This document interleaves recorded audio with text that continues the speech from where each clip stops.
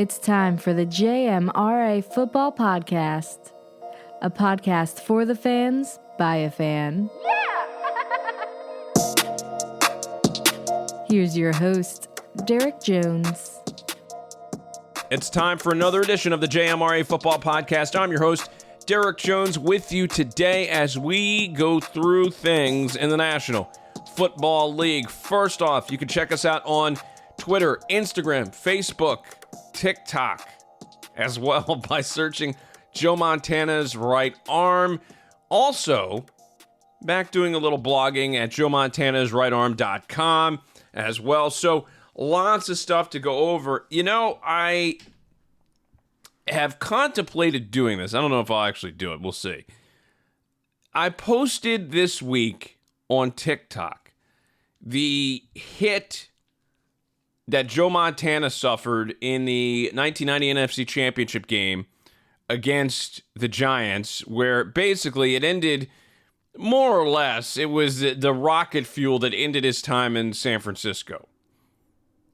It wasn't the final nail in the coffin, but it was like the penultimate nail in the coffin for his days as a Niner. And one of the things that popped up in the comments was someone said that they think the Niners would have won the game that followed had they actually defeated the Giants. In other words, they would have won Super Bowl 25 against the Bills.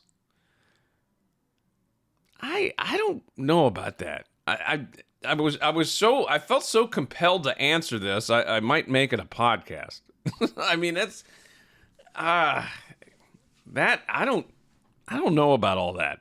But that really got the gears grinding. So perhaps you'll see something pop up on the feed over the next couple of days in regards to that. But anyhow, we're here to talk about present day and what's going on in the NFL. Look, we're going to start here with 5 things to take away from week 2.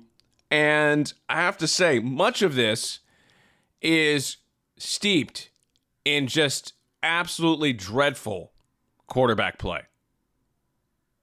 Let's take it away. Number 1, spoiler alert.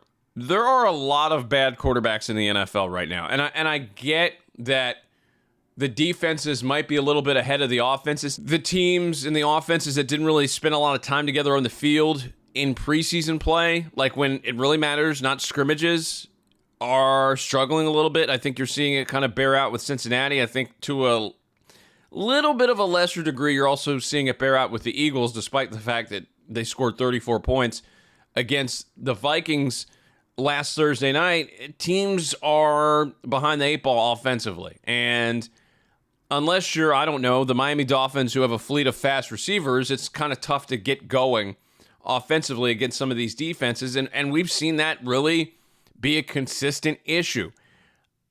I mean, when you take a look at the guys right now who are really taking care of business, Mahomes is in another stratosphere, so don't worry about him.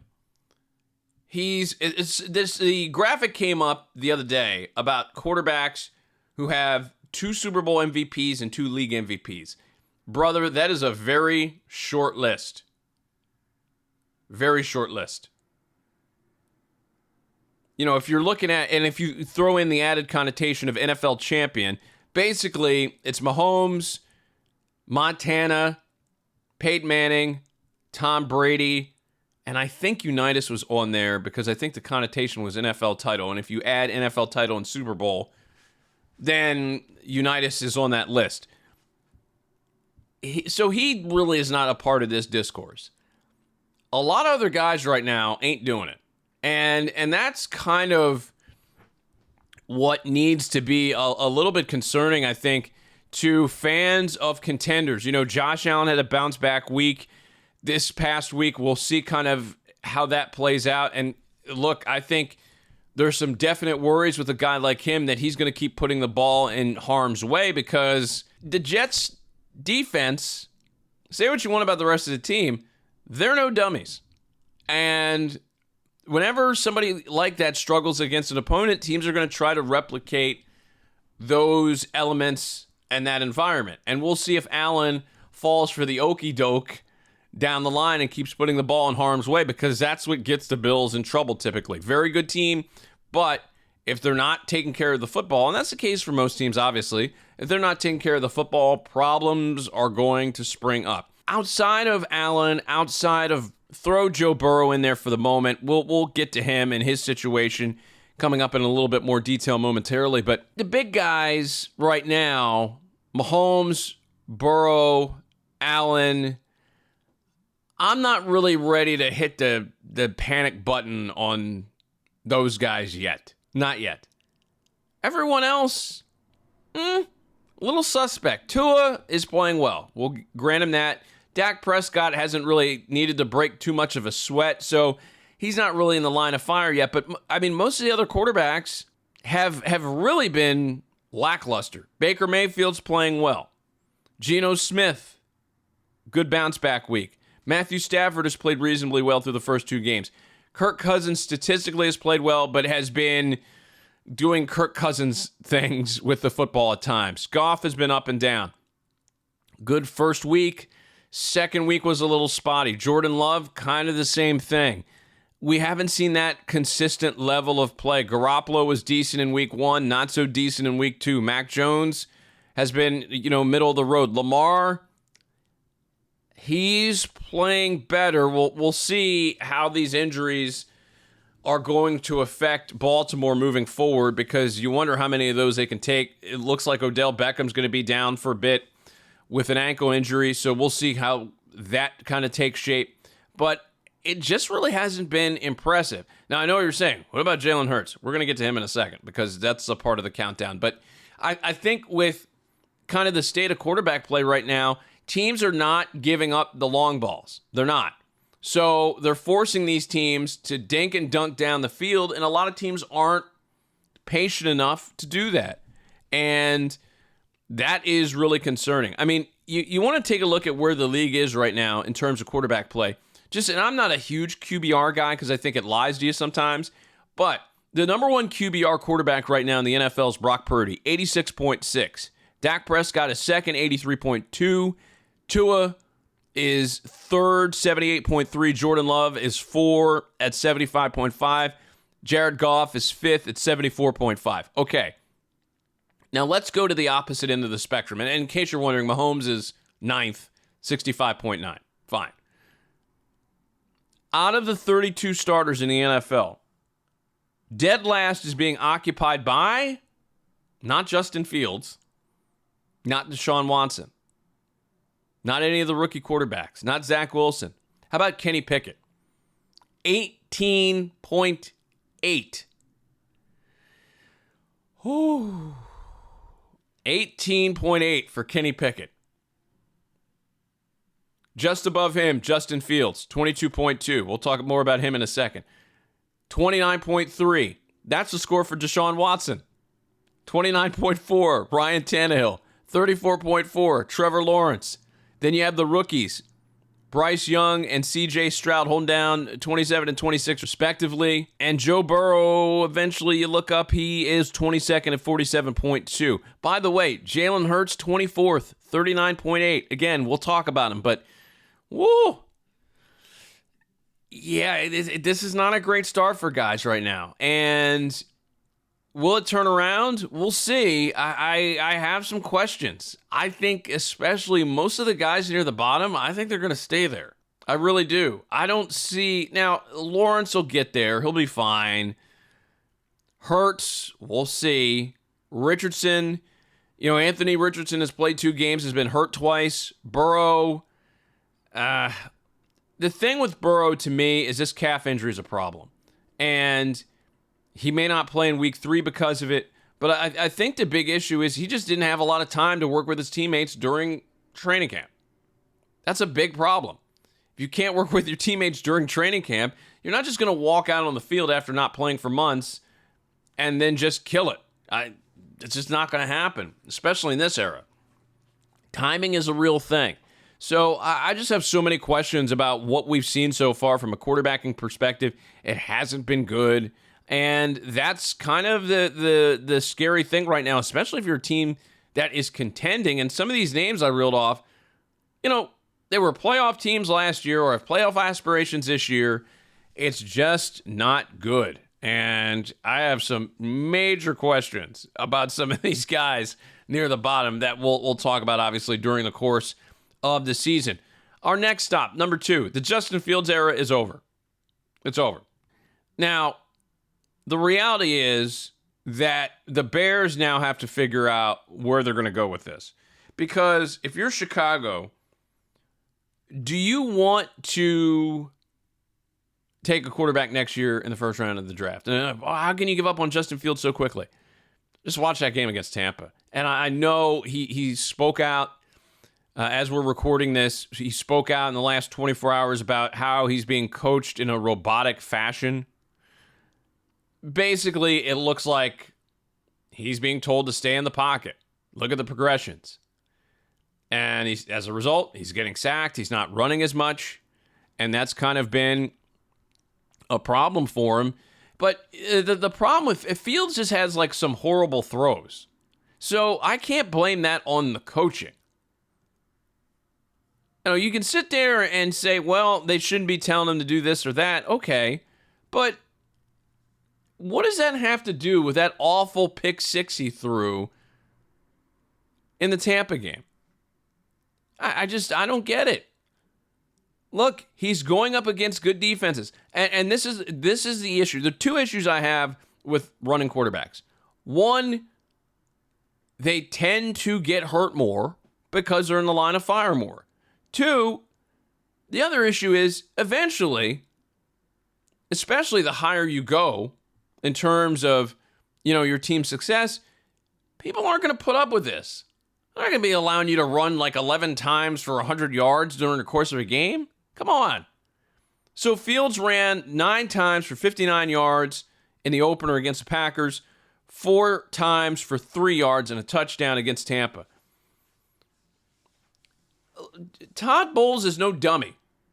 A lot of fans in Tampa have their thing with Bowles about how he manages the team sometimes.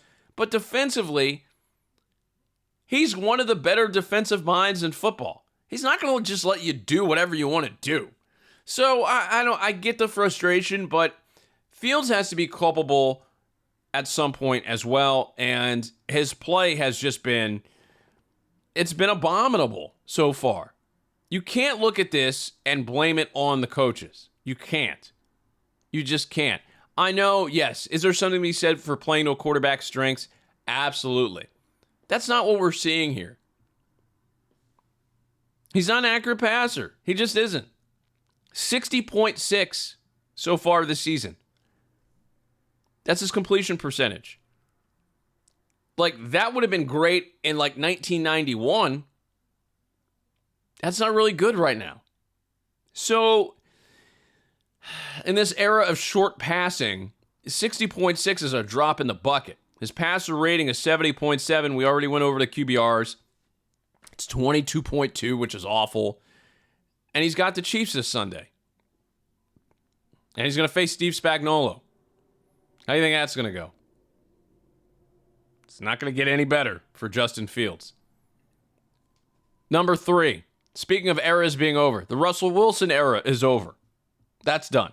It didn't have to be this way for him. And the articles have come out about Sean Payton going in there and really trying to reset what was established in Denver last year by Nathaniel Hackett. And a part of that was kind of how Russell Wilson was dealing with things and having really his own, almost, lack of a better term, his own tactical team, basically, that separated himself from the rest of the team. And I think one of the things that has happened with guys who have won Super Bowls sometimes is they get this false sense of, what's a phrase I'm looking for here? Meanness. That's right, meanness. Not a word. I just made it up. Meanness. And Wilson has displayed more of that. There's a clip on, I think it's TikTok. I know people are, why are you referring to TikTok? Jason Brown, who's on Last Chance U, is a head coach for a JUCO school out in Kansas, very polarizing figure. He posted a video last year that I thought actually was pretty telling. And it was from the Seattle-Denver opener last year. And after the game was over, Russell Wilson went to midfield, and not many people seemed to really want to say hi to him from his former team. That's weird. But I think it speaks to kind of what his vibe is right now. He's not connecting with the team, but that's besides the point. The biggest problem on top of this is the erosion of skill. And we see that he's able to make some throws, but we also see he's not as fleet of foot. Remember, this is a guy people were talking about being a future Hall of Fame quarterback. He ain't going to the Hall of Fame. Let me tell you that right now. You can tell the history of professional football without Russell Wilson. Well, if you go over the Malcolm Butler play, maybe not. But the point is, he's not that dude anymore. And Sean Payton has got to figure out where this team is going to go. And again, much like Chicago, if this is a team that wins 4, 5, 6, 7 games this year, you're going to have a shot to take a quarterback in the first round. That's going to happen. And I think if you're Denver, you've got to take a really hard look at that. Do you want to take a quarterback in round 1? Because I have to tell you, I mean, this is, you can't let this guy, contract situation aside. You know, I've talked to people before, like, what are you going to do with him? You can't trade him. That's correct. I mean, no one's going to eat that contract, but you may have to. This is a situation where, you know, the Broncos may just have to eat salary because of really how this has played out. And it's, you know, previous administration gave him money, and it has not worked out. It has been a bust. And look, you know, it's a tough break Sunday. He has the Hail Mary. They don't get the 2-point play. But they were dominating Washington. And then he fumbles on the sideline, really makes some errant throws. And then just like that, you're out of the game. And that's a big problem. Again, you're dealing with somebody in Sean Payton that is there to do one thing, win a Super Bowl. He's not there for anything else. And the question is, can Russell Wilson meet that expectation? And right now, he can't. Number 4, the Deshaun Watson era is over. I'm ending a lot of eras today. This is part play calling, part competition, part skill players. I just don't think Deshaun Watson's got it. You know, we went over the QBR stuff. Is the line pass blocking that great for him in the first couple of games? Not really. Is the receiver play that great? Not really. Has Deshaun Watson been on the money? No. And I just think the playmaker, the swagger, it's gone. The offensive system he played in Houston is different from the one that is being asked of him in Cleveland. He has not answered the call. And I know he did not play football for a considerable period of time. And I get that. But, you know, this Russ thing, that's over with. He had enough time last season. He's had a couple of games this year. He had a complete offseason, a normal offseason, to where he didn't have to worry about anything. He has not delivered. This is a guy with a guaranteed contract that the Browns overpaid for in multiple aspects. And they just look like any old team. They caught the Bengals on a great week. They blew the game against Pittsburgh. I mean, I don't see where we're going here with Deshaun Watson. And to be honest with you, I think you look at he's going to get a long leash because of what Cleveland has invested in him. So I'm not going to say, well, you know, you can't tell everybody to draft a quarterback. They're going to have to figure out how to handle him because that's going to be an issue moving forward. I mean, that's the thing that's crazy about the start of this season so far. these passing numbers absolutely positively stink.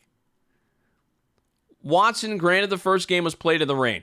His completion percentage is 55%. Abominable in this era. He's averaging 5.6 yards an attempt. And his passer rating is 69.1. Folks, these guys are making too much money to play this badly. I mean, that's it. You know, that's why I said I don't want to hear about rust. He is making guaranteed cash, $230 million. I mean, it's that simple. The first guy to sign a fully guaranteed contract for that amount of money. Okay? There's no way out. There's no way out. And that's the thing. The Browns are stuck. They can't cut him. Maybe they can trade him. But again, if you trade him, who's taking on that contract? Nobody's dumb enough to do that. He's going to be in Cleveland, through 2026? I mean, this is these teams are desperate for quarterbacks. But the reality is they've in their desperation, they can't evaluate talent. Oh, $230 million. For what? This guy blew a 24-0 lead in the playoffs. And I know you're saying, well, he doesn't play defense. Yeah, but he can score the football. Can he? Jeez. What are we doing with these contracts? Enough. And then last on the list, we're going to get away from quarterbacks. Well, sort of. What's going on with the Eagles?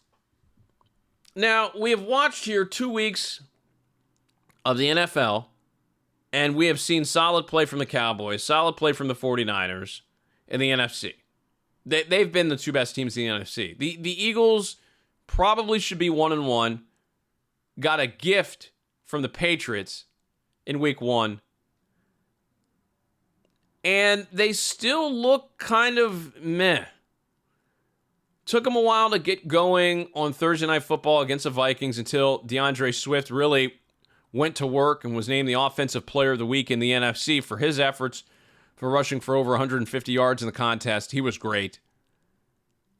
But the Eagles' secondary is a mess with injuries. I have some questions. And Jalen Hurts has not played great. He has not. And I know, I'm a proponent of, a W's a W. Here's the thing. And Eagle fans get all mad when people are questioning their wins and stuff like that. This is the thing for the Eagles, okay? The Eagles have got to win the Super Bowl. Getting in the Super Bowl and losing, it doesn't compute. Sorry. Eagles fans and Cowboys fans are fighting on Twitter all the time now about who did what when, how much value does 5 Super Bowls have when you haven't won one since 1996, and all these things. This is the world the Eagles live in now, okay? They've got to win, period. All right? So they're going to be judged differently. They're going to be judged a little bit more harshly than, I don't know, the Jacksonville Jaguars, than the Detroit Lions, okay?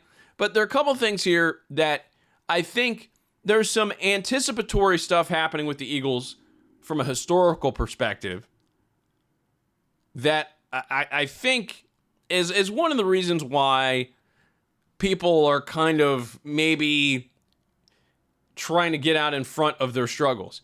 Reality is this.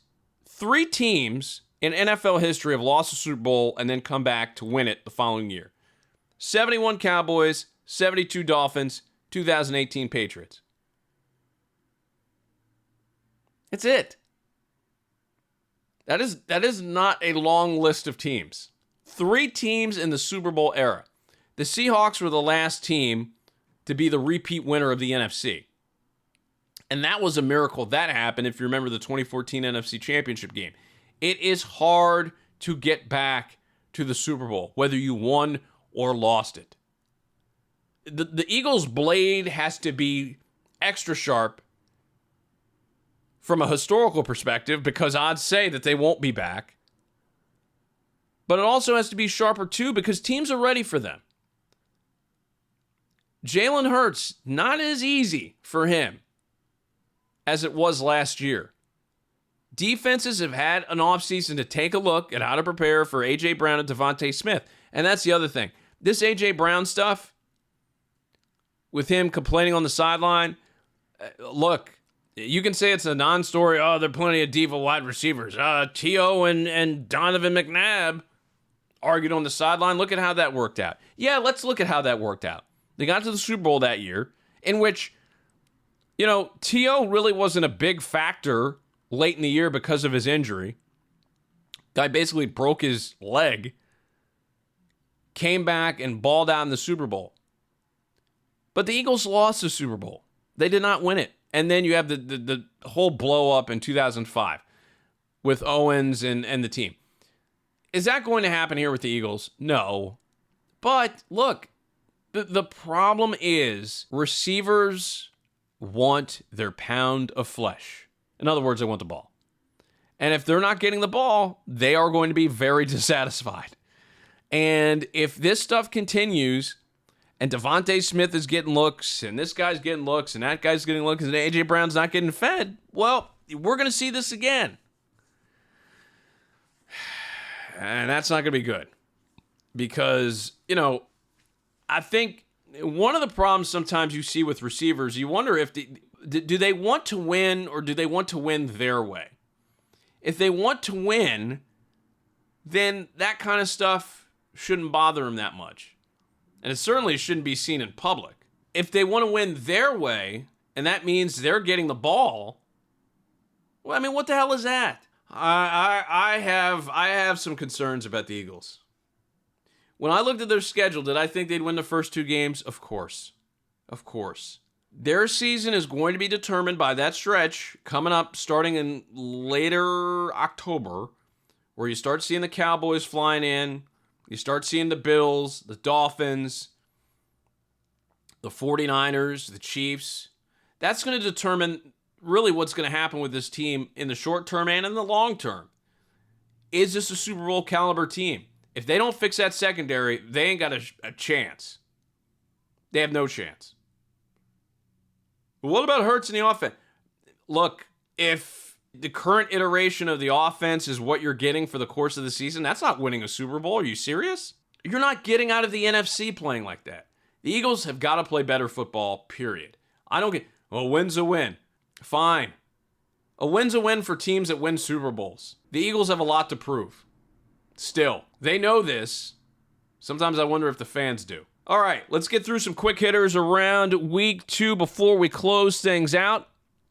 Very interesting week 2 slate. I mean, Eagles, Vikings, we already talked about that a little bit. The Eagles hold on to win 34-28. Justin Jefferson fumbles at the goal line in the first half, one of the game's pivotal plays. Look, I know people complain about that touchback rule. If you fumble the ball in the end zone and it goes out of bounds, you should not give up the football. You're damn right you should give up the football. Don't hold out the football over the pylon, then fumble it. Are you serious? That is a turnover. Sorry, sir. Give me a break. Falcons 25, Packers 24. The Falcons 2-0. Ugh. Bills 38, Raiders 10. Good bounce back win for the Bills. Look, Buffalo, I'm not going to write them off yet. I mean, Josh Allen has to take better care of the football. They're going to be in the mix. I am concerned, though, about the Bengals. 27-24 win for the Ravens. The Ravens are at 2-0. The Bengals are at 0-2. Second straight year, the Bengals started at 0-2. The Bengals remind me of the Eagle teams from like the late 80s, early 90s that were always like starting out oddly. They'd start 1-3. They'd start, 2-4. So, crazy stuff like that, and they'd somehow figure it out. I think the Bengals will make a run at some point this year, provided that Joe Burrow is healthy. But in the AFC, man, you're not going to have a lot of room for error, and that's my concern. If the Ravens have a healthy Lamar, they're a playoff team. Unless that defense is just awful, which most of the time it isn't. The Bengals have their hands full, man. I really believe that. I think this is going to be a tough run for them, and eventually, You can't have, we talked about this before, you can't have these slow starts and expect to get out of it to the extent of getting to the Super Bowl and winning it. They're not going back to the AFC Championship game, folks. Not like this. Sorry, not happening. Seahawks, big win over the Lions, 37-31 in overtime. Huge win for Seattle after really falling flat at home against the Rams in the opener. Colts, Texans, 31-20 win for the Colts. Anthony Richardson, I want to like him. He's gotten hurt twice, runs a lot. Not sustainable, folks. You got to find a happy medium when you run. I mean, you can't take blows to the head. And that's what he did. You know, on one of the touchdown runs, he gets hit, head hits the turf. You can't do that stuff, man. You got to be careful. Chiefs 17, Jaguars 9. Uninspiring effort by the Chiefs in the sense of offensive production with the points. But look, Mahomes over 300 yards. They've got to figure the receiver stuff out. Kelsey's back, had a touchdown. The Jaguars, man, that's a disappointing loss. You get the Chiefs in your building at home, you can't do it. That's disappointing. We talk about a win's a win. This is a classic, well, it's a W if you're the Chiefs. And again, that's the thing. They're the champs. They're granted some latitude to have some weeks to figure out themselves because they've danced this dance before and they're the world champions. Bears, Buccaneers, Bucks 2-0 now. Bears 0-2. 27-17 win. Baker Mayfield looks pretty good. So does Mike Evans. Well over 100 yards receiving for Evans. We hear this from time to time. Is Mike Evans a Hall of Famer? I think he'll eventually get in, but he's good. He's very good. If the Bucs get to the playoffs, I think that will help out his argument a great deal. If you can, because everyone's going to tie him and this group now to Brady and that Super Bowl run, because otherwise they haven't done anything. Maybe now is their chance. They've got the Eagles on Monday night in what should be a very entertaining game. Chargers losing to the Titans 27-24. Brandon Staley's lucky he is still employed after that Jaguars playoff game last year. This team needs new management. I don't like suggesting coaches get fired, but they have a generational talent, potentially a quarterback in Justin Herbert, and they are just watching it get flushed right down the commode. I mean, it is tough to watch. And look, eventually, teams like this, you can't keep seeing this happen if you're ownership. Can't. The window of opportunity to win with a quarterback is not as big as you think. And we have been spoiled because Tom Brady won 7 titles over the course of 20 years to think that we have this wide open window to win Super Bowls. You do not. Chargers need to start realizing that. How about the Giants? Big comeback win for the Giants, 31-28 over the Cardinals. Looked like they were toast. They were down 28-7 at one point. They come back to win, and the Cardinals now drop to 0-2. You wonder how long they're going to keep fighting because this is not a talented team. They have played hard through the first 2 games. I will say that for them, but just not enough gas to get it over the top against the Giants on Sunday. 49ers 30-23 in a spirited effort by the Rams, but the 49ers too much. A lot of controversy over the field goal late by Sean McVay. The line was, I believe, 7.5. The 49ers were favored by 7.5, and McVay kicks the field goal at the end of the game to make it a 7-point game because of potential tiebreakers down the line with the Rams trying to get into the playoffs.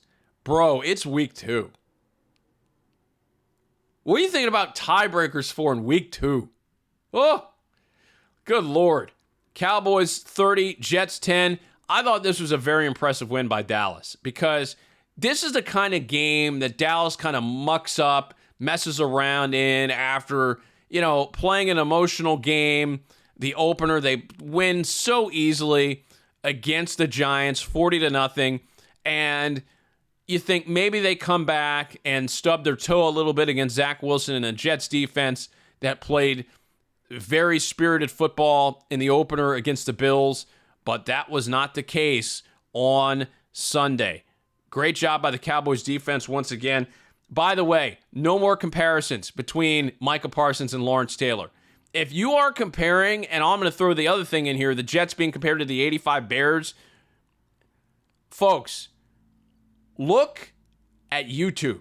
All of this stuff is on YouTube. The 85 Bears, readily accessible on YouTube. Lawrence Taylor highlights, readily accessible on YouTube. I'll save you some time. Nobody looks like the 85 Bears. Cut it out, please. Micah Parsons might be the NFL Defensive Player of the Year. He is damn sure not Lawrence Taylor. Commanders, 35. Broncos, 33. Hail Mary attempt by the Broncos actually gets caught late in the game as time runs out, but they miss the 2-point conversion play and fall by 2 at home after having a double-digit lead at home against the Commanders. Sam Howell and the Commanders, 2-0. Dolphins, 24. Patriots, 17. Well, the Dolphins, look, I think if you're ranking the AFC teams right now, Dolphins probably look the best. Again, it all comes down to Tua. If they can keep Tua healthy, the defense keeps doing what it's doing. I like the defensive front. They've got a chance to be a legit Super Bowl contender. They've got to keep Tua upright, though. That's the big key, because if he's not, oh boy. The Monday night doubleheader, Saints-Panthers. Saints win it 20-17. Poor Bryce Young. Not a big offensive line. Not a lot of playmakers on offense. It's going to be tough for them to score on a week-in, week-out basis. Saints pick up another W, and look, they're marking time till they get Alvin Kamara back. And once they get him back, maybe that'll help out the offense a little more, because they don't look so hot either. They scored 16 points in the opener, 20 points on Monday night. They've got some work to do. Steelers, 26. Browns, 22. Controversial pass interference, potentially not called late in the game on Joey Porter Jr. Yeah, he grabbed Donovan Peoples-Jones. I thought he did, but it wasn't called, and the Steelers end up winning. I'm not sure the Browns deserve to win this game, but the big news, obviously, the Nick Chubb injury. Chubb suffering a season-ending leg injury, a horrific injury. If you had a chance to see it, awful. Leg gets stuck in the ground, and now the Browns are going to be without their top player really on offense for the entire season, and that's going to be tough for them. We'll see how things progress for Cleveland. 1-1 Browns, 1-1 Steelers.